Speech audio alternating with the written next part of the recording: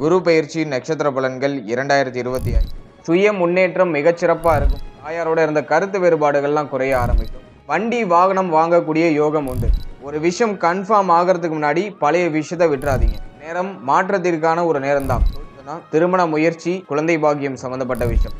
குருபலம் அந்த அளவுக்கு சிறப்பா இருக்கு. நமக்கு எது கிடைக்கணுமோ அது கண்டிப்பா கிடைச்சிடும். அது எதையும் நம்ம போட்டு ரொம்ப அலட்டிக்கணும்லாம் அவசியம் கிடையாது. ஆரோக்கியமான உணவுகள் எடுத்துக்கோங்க. நிறைய அனைவருக்கும் வணக்கம். குரு பயிற்சி நட்சத்திர பலன்கள் 2025. பிரகஸ்பதி, பொன்னன், தேவகுரு இப்படிலாம் அழைக்கப்படக்கூடிய ஒரே சுபகிரகம் நம்முடைய குரு பகவான் மட்டும்தான். இயற்கை சுபர், முழுமையான சுபர். இதனாலேயே இந்த சுபகிரகத்துடைய பயிற்சிக்கு எல்லாரும் வெயிட் பண்ணிட்டு இருப்பாங்க. குரு பயிற்சினா எல்லாருக்குமே ரொம்ப பிடிக்கும், ரொம்ப விரும்பி பார்ப்பாங்க. ஏன்னா அந்த அளவுக்கு ஒரு இயற்கை சுபர். குருனாலே நல்லவர், நல்ல பலன்களை கொடுக்கக்கூடியவர் அப்படிங்கிற ஒரு பட்டத்தை பெற்ற ஒரு கிரகமாக இருக்கார். இப்படிப்பட்ட இந்த குரு பகவான் மே 14ஆம் தேதி ரிஷப ராசியிலிருந்து மிதுன ராசிக்கு டிரான்சிட் ஆக போறாரு. மேலும் இந்த மிதுன ராசியில 3 நட்சத்திரங்கள் இருக்கு. அதாவது மிருகசீரிடம் 3ஆம் பாதம், 4ஆம் பாதம், திருவாதுரை நட்சத்திரம், புனர்பூசம் 1ஆம் பாதம், 2ஆம் பாதம், 3ஆம் பாதம். இந்த நட்சத்திரங்கள்லாம் மிதுன ராசியில இருக்கும். இந்த நட்சத்திரங்கள் வைஸா மிதுன ராசியை அப்படியே கடக்க முயற்சி பண்ணுவாரு. அதாவது மே 14ஆம் தேதியிலிருந்து ஜூன் 13ஆம் தேதி வரைக்கும் பார்த்தோம்னா மிருகசீரிடம் நட்சத்திரத்துல சஞ்சாரம் செய்வாரு. அடுத்த ஜூன் 13ஆம் தேதியிலிருந்து ஆகஸ்ட் 12ஆம் தேதி வரைக்கும் பார்த்தோம்னா திருவாதுரை நட்சத்திரம், ராகுடைய நட்சத்திரத்துல டிராவல் பண்ணுவாரு. ஃபைனலா ஆகஸ்ட் 13ல இருந்து அக்டோபர் 18 வரைக்கும் பார்த்தோம்னா தன்னுடைய சுய நட்சத்திரமான புனர்பூசம் நட்சத்திரத்துல தன்னுடைய சஞ்சாரத்தை தொடருவாரு. அதன் பிறகு கடக ராசிக்கு போயிட்டு மீண்டும் வக்ர நிலை அடைந்து நம்முடைய மிதுன ராசியிலேயே வக்ரத்திலேயே டிராவல் பண்ணுவாரு. இப்போதைக்கு பார்த்தோம்னா மே 14ல இருந்து அக்டோபர் 18 வரைக்கும் சுமார் ஒரு 158 நாட்கள் இந்த மிருகசீரிடம், திருவாதுரை, புனர்பூசம் இந்த நட்சத்திரங்கள்ல டிராவல் பண்ணுவாரு. இப்போ இந்த குரு பயிற்சி பலன்கள் நம்முடைய நட்சத்திரத்துக்கு எப்படி இருக்கு, எந்த அளவுக்கு நன்மையான பலன்கள் நம்முடைய நட்சத்திரத்துக்கு கொடுக்கும் அப்படிங்கறத இந்த பதிவுல ரொம்ப டீடெயிலா கிளியரா தெளிவா பார்க்கலாம். மேலும் வீடியோ ஸ்டார்ட் பண்றதுக்கு முன்னாடி சப்ஸ்கிரைப் பண்ணாதவங்களா இருந்தீங்கன்னாக்கா சப்ஸ்கிரைப் பண்ணிக்கோங்க. அப்படியே பக்கத்துல இருக்க பெல் சிம்பலை கிளிக் பண்ணிக்கோங்க. அப்பதான் நாங்க போற இது போல இன்ஃபர்மேட்டிவான வீடியோக்கள் உங்களுக்கு உடனுக்குடனே நோட்டிபிகேஷனாக கிடைக்கும். இப்போது விருச்சக ராசி விசாகம் நட்சத்திரக்காரர்களுக்கு இந்த குரு பயிற்சி பலன்கள் எப்படி இருக்கு அப்படிங்கறத டீடெயிலா பார்க்கலாம். 16வது நட்சத்திரமாக விசாக நட்சத்திரம் வரும். விசாக நட்சத்திரத்துடைய 4ஆம் பாதம் மட்டும் விருச்சக ராசியில வரும். செவ்வாய் பகவானுடைய ராசியில குரு பகவானுடைய நட்சத்திரம். ரொம்ப அற்புதமான அமைப்பு, அற்புதமான தன்மை கொண்ட ஒரு நட்சத்திரம். மேலும் விசாகம் 4ஆம் பாதத்துல பிறந்தவர்களா இருந்தீங்கன்னா உங்களுக்கு குரு மகா தசை தான் முதல் தசையா வந்திருக்கும். அதே போல நம்முடைய நட்சத்திரநாதன் யாரு அப்படின்னு பார்த்தோம்னா குரு பகவான் தான். இந்த குரு பயிற்சியில குரு பகவான் நம்முடைய ராசி மற்றும் நம்முடைய நட்சத்திரத்துக்கு 7ஆம் இடத்துல இருந்து 8ஆம் இடமாகிய அஷ்டமஸ்தானத்துக்கு டிரான்சிட் ஆகிறாரு. 2-5க்குரிய ஒரு முழுமையான சுப கிரகம். அது மட்டும் இல்லாம இயற்கை சுபர் அப்படிங்கிற பட்டத்தை சுமக்கக்கூடிய ஒரு கிரகம். அஷ்டமஸ்தானமாகிய மறைவு ஸ்தானத்திற்கு போறது குற்றம் தான். ஒளியற்ற நிலையில சாதகமான நட்சத்திரங்கள்ல சஞ்சாரம் செய்யறாரு. ஒளியற்ற நிலையில சாதகமான நட்சத்திரங்கள்ல சஞ்சாரம் செய்யறது நமக்கு பிளஸ் இல்ல மைனஸ் இல்ல அப்படிங்கிற கேட்டகரிக்கு எடுத்துட்டு வந்துடும். இருப்பினும் இந்த குரு பயிற்சி மிக முக்கியமான மாற்றங்களை செய்யக்கூடிய ஒரு குரு பயிற்சியா இருக்கும். கடந்த காலகட்டங்கள் நம்ம எதெல்லாம் மிஸ் பண்ணமோ அதெல்லாம் அந்த காலகட்டங்களில் நமக்கு கிடைக்க ஆரம்பிக்கும். நிறைய சுபத்துவமான மாற்றங்கள், நமக்கு தேவையான அடிப்படை மாற்றங்கள் எல்லாமே இந்த காலகட்டங்களில் சிறப்பான முறையில் ஏற்பட ஆரம்பிக்கும். ஏன்னா சனி பயிற்சி மார்ச் 29ல பெயர்ந்திருக்கு. சனி பகவான் அர்த்தாஷ்டம சனியா இருந்து நமக்கு கிடைக்க வேண்டிய விஷயங்கள்லாம் தடை பண்ணிட்டு இருந்தாரு. அதுலயும் விசாகம் 4ஆம் பாதம் குருவுடைய நட்சத்திரத்துக்கு அர்த்தாஷ்டம சனி அந்த அளவுக்கு பாதிப்பை கொடுத்துச்சுன்னு சொல்ல முடியாது. மேஜரான இஷ்யூஸ் விசாகம் குருவுடைய நட்சத்திரத்துக்கு கண்டிப்பா ஏற்பட்டிருக்காது. இருப்பினும் அர்த்தாஷ்டம சனியுடைய சிம்டம்ஸ் கண்டிப்பா இருந்திருக்கும். மன ரீதியா தொடர்ச்சியா ஏதாச்சும் தாக்கம் இருந்திருக்கும். மனம் அமைதிப்படாத சூழ்நிலையில இருந்திருப்பீங்க. அதே போல உடல் ஆரோக்கியம் ஒரு ஸ்டேபிளா இருந்திருக்காது. ஒரு அப் அண்ட் டவுன்ஸ்ல தான் இருந்திருக்கும். திடீர்னு மருத்துவ செலவு, திடீர்னு நம்ம உடம்பு நல்லா இருக்கும், திடீர்னு ஏதாச்சும் ப்ராப்ளமேட்டிக்கா மாறும். ஹெல்த் ஒரு ஸ்டேபிளா இல்லாம இருந்திருக்கும். அதே போல தாயார், கல்வி சம்பந்தப்பட்ட விஷயம், வண்டி வாகனம் சார்ந்த விஷயம், வீடு சம்பந்தப்பட்ட விஷயம், இதெல்லாம் ஒரு மாதிரியான தடுமாற்றங்களை கொடுத்திருக்கும். மேலும் இந்த விசாக நட்சத்திரத்துல பிறந்தவர்களுக்கு மிக அரிதாகவே பாதிப்புகள் ஒரு சிலருக்கு மட்டும் கூடுதலா இருந்திருக்கலாம். ஏன்னா ஜனனகால ஜாதகம் வீக்கா கொஞ்சம் சரியில்லாத திசை நடக்கிற ஒரு அமைப்புல ஒரு சிலருக்கு பாதிப்புகள் அதிகமா இருக்கிற மாதிரி ஃபீல் ஆயிருக்கும். ஆனா மேக்சிமம் பார்த்தோம்னாக்கா இந்த அர்த்தாஷ்டம சனி பெரிய அளவுல பாதிப்புகளை கொடுத்திருக்காது.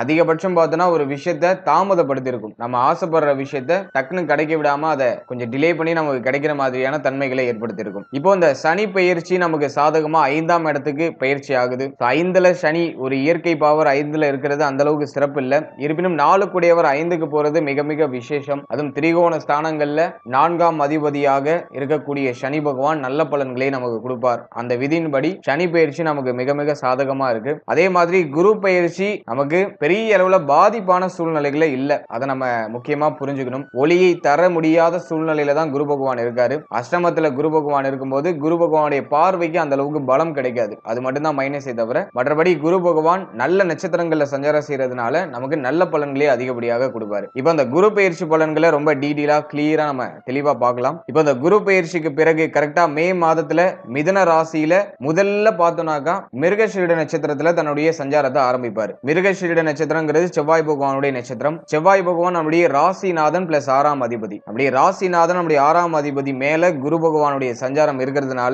சுய முன்னேற்றம் மிகச்சிறப்பா இருக்கும். நம்மளை பற்றி நிறைய யோசிப்போம். நம்ம லைஃப்ல அடுத்த கட்டத்துக்கு போறதுக்கு என்னெல்லாம் பண்ணணும் அப்படிங்கிற அந்த ஒரு திங்கிங், அந்த ஒரு மைண்ட் செட்லாம் இப்ப அதிகரிக்கும். பிளான் பண்ணுவோம். மிக முக்கியமான மாற்றங்களுக்காக இந்த நேரத்தில் நிறைய பிளானிங் எல்லாம் பண்ணுவோம். அந்த பிளானிங்ஸ் ஆல்மோஸ்ட் சக்சஸ் நோக்கி பயணிக்கும் அப்படிங்கிறது என்னுடைய கருத்து. அதே சமயத்துல முடிவு எடுக்கிறதுல ஒரு சில தடுமாற்றங்களை கண்டிப்பா சந்திக்கிறதுக்கு வாய்ப்புகள் இருக்கு. என்னதான் இருந்தாலும் நம்முடைய ராசிநாதன் அஷ்டமத்துக்கு போகும்போது மென்டலி ஒரு மாதிரி குழப்பத்தை கொடுக்கும். ஏதாச்சும் ஒரு விஷயத்துல ஆப்ஷன்ஸ் கொடுத்து நம்மளை கன்ஃபியூஸ் பண்ணும். இதை சூஸ் பண்றதா அப்படிங்கிற அந்த குழப்பத்தை கொடுக்கும். முடிவு எடுக்கிறதுனால ஒரு சில விஷயங்கள் தாமதம் ஆகிறதுக்கு வாய்ப்புகள் இருக்கு. அதனால மைண்ட் நல்லா கிளியரா வச்சுக்கோங்க. உங்களுக்கு எது தேவை அப்படிங்கிறது மேல கொஞ்சம் கான்சியஸா இருக்கிறதுக்கு முயற்சி பண்ணுங்க. ஏன்னா அந்த நேரத்துல தேவையில்லாத விஷயங்களை நம்மள நிறைய டிஸ்ட்ராக்ட் பண்ணிக்கிட்டே இருக்கும். நம்ம எது தேவையில்லையோ அதெல்லாம் நம்ம கண்ணு முன்னாடி வந்துகிட்டே இருக்கும். நம்மளோட ட்ராக்கை மாத்துறதுக்கு முயற்சி பண்ணும். அதனால நமக்கு எது தேவை அப்படிங்கிறதுல நீங்க கிளியரா இருந்தீங்கன்னாக்கா இந்த காலகட்டத்துல குழப்பத்தை தவிர்த்திடலாம். குழப்பத்தை தவிர்த்து சரியான பாதைகளை பயணிக்கிறதுக்கு முயற்சி பண்ணும்.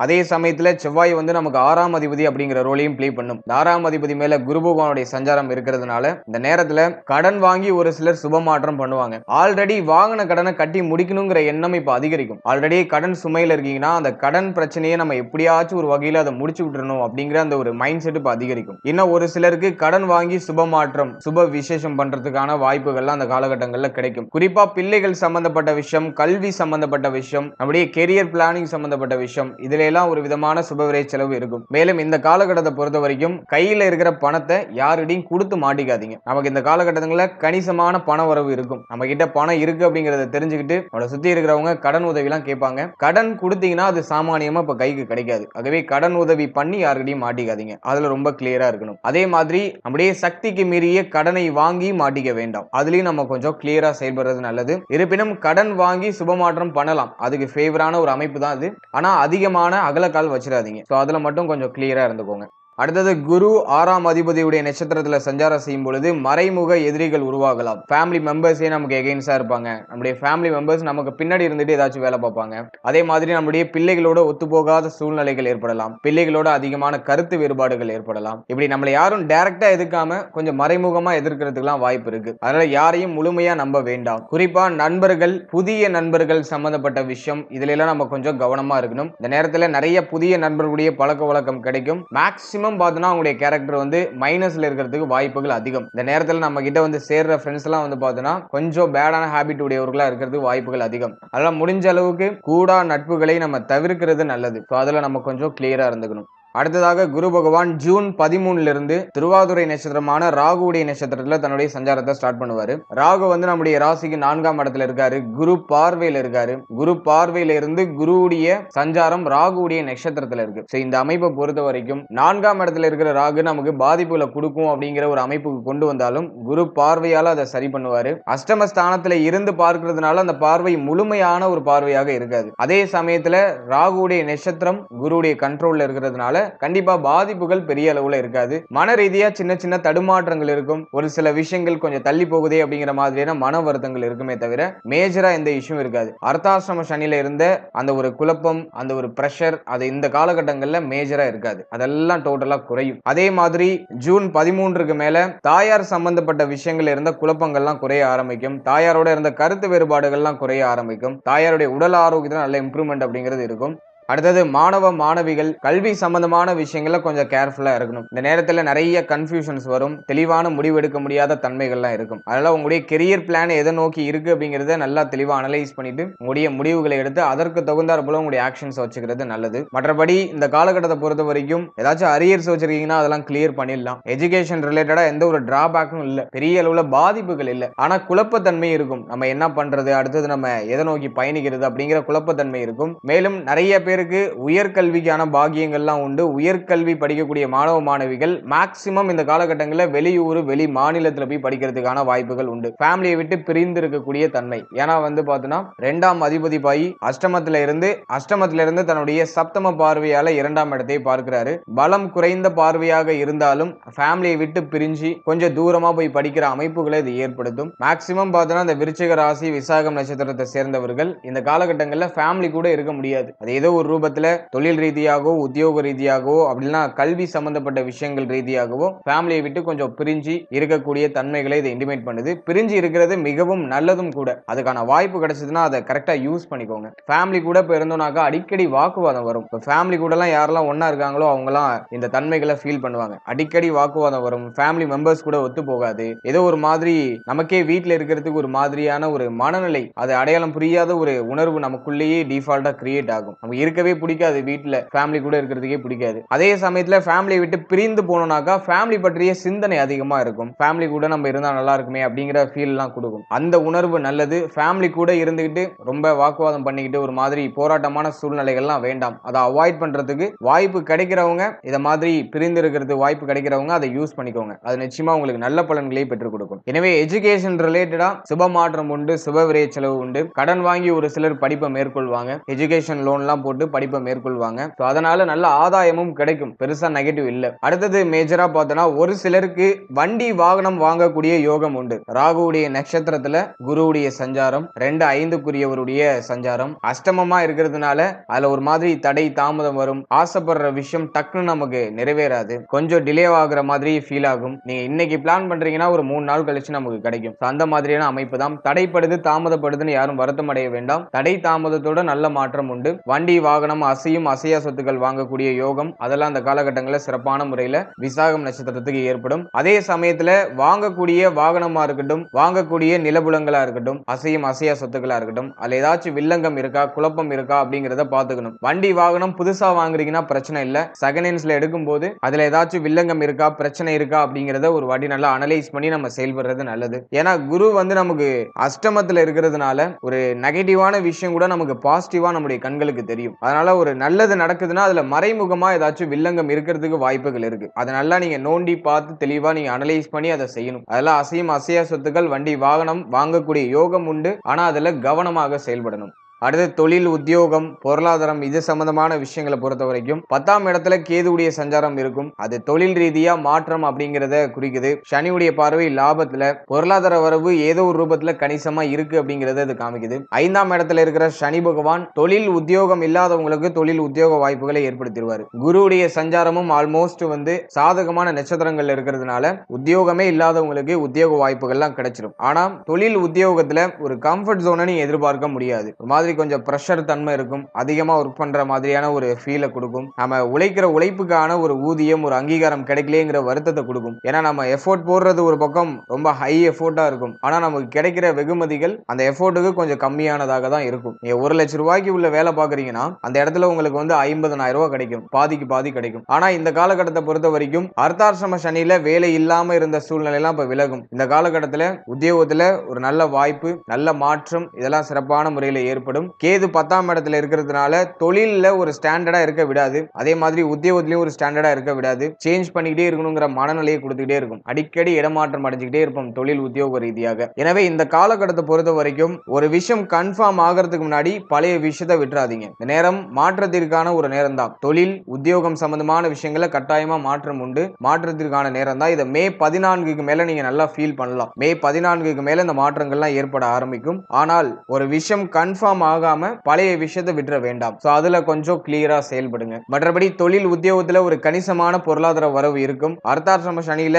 பண பற்றாக்குறை அப்படிங்கிற பிரச்சனை இருந்துச்சு. இப்போ பொருளாதார ரீதியா நல்ல வளர்ச்சி இருக்கும். நமக்கு தேவையான விஷயங்கள் எல்லாம் நிறைவேற்றி கொள்றதுக்கான ஒரு நல்ல பொருளாதார அமைப்பு இந்த காலகட்டங்களில் கட்டாயமா உண்டு. அதே சமயத்துல எவ்வளவு பொருளாதாரம் வந்தாலும் அதுக்கு ஈக்குவலான செலவுகள்லாம் இருக்கும். அதுல எந்த விதமான மாற்று கருத்தும் இல்ல. மேக்சிமம் ஃபேமிலி, பிள்ளைகள் சம்பந்தப்பட்ட விஷயம், திருமண முயற்சி இது சம்பந்தப்பட்ட விஷயங்கள் எல்லாம் நிறைய சுபவிரை செலவுகள் ஏற்படும். அடுத்தது மேஜரா பார்த்தோம்னா திருமண முயற்சி, குழந்தை பாக்கியம் சம்பந்தப்பட்ட விஷயம். திருமண முயற்சியை பொறுத்த வரைக்கும் அந்த அளவுக்கு ஃபேவரான தன்மை இருக்கிற மாதிரி தெரியல. ஏன்னா சனி பார்வை 7ஆம் இடத்துல இருக்கு. பிளஸ் வந்து பார்த்தோம்னா குரு அஷ்டமத்துல போயிடுறாரு. இந்த அமைப்பு வந்து பார்த்தோம்னா அந்த அளவுக்கு பலமான அமைப்பா தெரியல. இருப்பினும் 4ஆம் அதிபதி 5ஆம் இடத்துல இருக்கிறதுனால ஒரு சிலருக்கு தடை தாமதத்தோட ஒரு சில குழப்பங்களோட திருமண முயற்சிகள நல்ல செய்திகள் கிடைக்கும். அடுத்த திருமண வாழ்க்கையை பொறுத்த வரைக்கும் வாழ்க்கை துணை சம்பந்தப்பட்ட விஷயங்களை நம்ம கூடுதல் விழிப்புணர்வோட தான் செயல்படணும். ஏன்னா அந்த நேரத்தில் அடிக்கடி வாழ்க்கை துணையோட கருத்து வேறுபாடு, ஒரு மாதிரி பிடிப்பு இல்லாத ஒரு தன்மையெல்லாம் ஏற்படும். ஏன்னா சனி பார்வை 7ஆம் இடத்துல பிளஸ் வந்து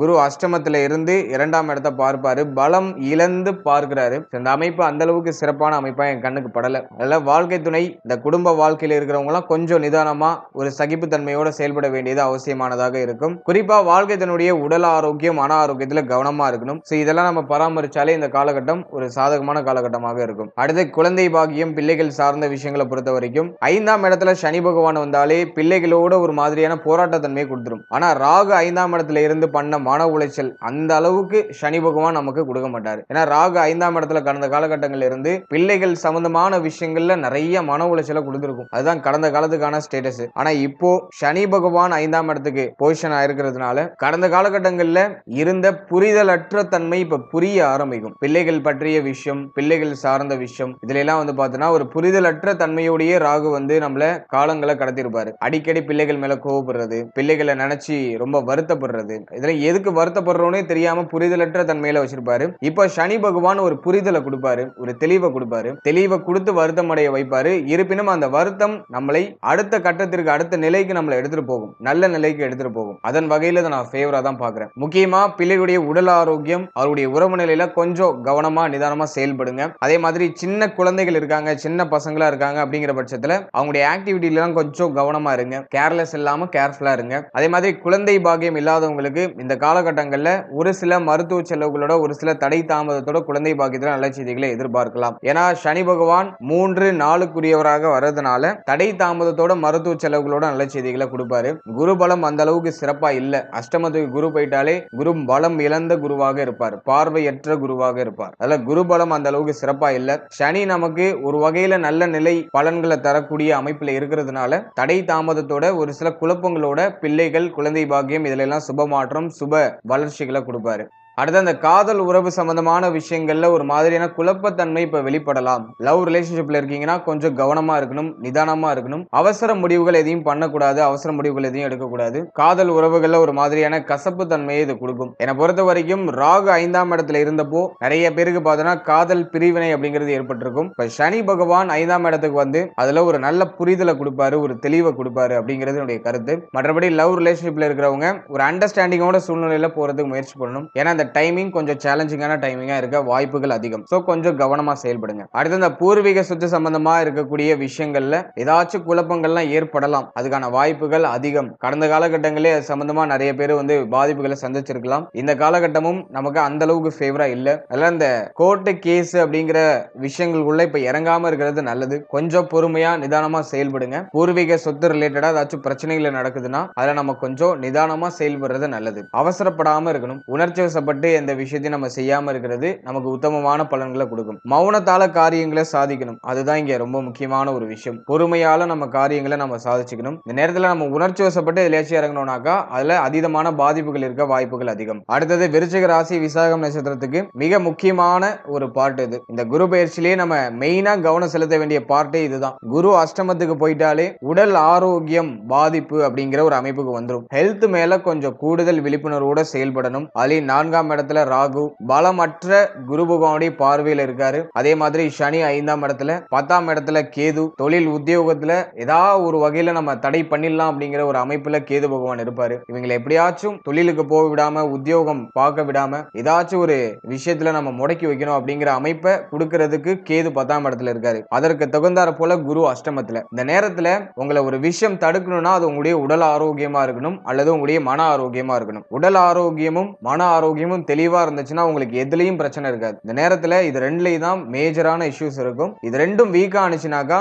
டோட்டலா எல்லாமே உங்களுக்கு கொலாப்ஸ் ஆகும். நீங்க நல்லாவே அதை உணரலாம். நீங்க பிராக்டிகலா திங்க் பண்ணி பாத்தீங்கன்னாலே நம்மளுக்கு உடலும் உள்ளமும் தெளிவா இருந்தாதான் நம்ம அடுத்த கட்டத்துக்கான செயல்பாடுகளை நம்மளால செய்ய முடியும். தொழிலா இருக்கட்டும், உத்தியோகமா இருக்கட்டும், உடலும் உள்ளமும் தெளிவா இருந்தா மட்டும் தான் பண்ண முடியும். இது ரெண்டும் போயிடுச்சுன்னா டோட்டலா எல்லாம் ஜீரோக்கு வந்துடும். அதனால ஹெல்த் மேல கொஞ்சம் கூடுதல் விழிப்புணர்வோட இருங்க. அஷ்டமத்துக்கு குரு வந்துட்டாலே அது நம்முடைய நட்சத்திரநாதனாக குரு பகவான் இருக்காரு. கண்டிப்பா இந்த காலகட்டங்கள்ல உடல் ஆரோக்கிய ரீதியா பாதிப்புகளை பண்றதுக்கு வாய்ப்புகள் அதிகம். அதுக்கான சிம்டம்ஸ் இப்பவே நமக்கு வெளிப்பட ஆரம்பிச்சிருக்கும். அதுல ஒரு சிலர் அதை உணரலாம். எனவே ஹெல்த் வைஸா கொஞ்சம் கான்சியஸா இருந்துக்கோங்க. குறிப்பா அந்த கழிவு நீக்க உறுப்புகள், இருதயம் சம்பந்தப்பட்ட விஷயம், மார்பக பகுதி சார்ந்த விஷயம், அடுத்து இந்த தோல் சம்பந்தப்பட்ட விஷயம், ஸ்கின் டிசீஸ்லாம் ஒரு சிலருக்கு வரலாம்.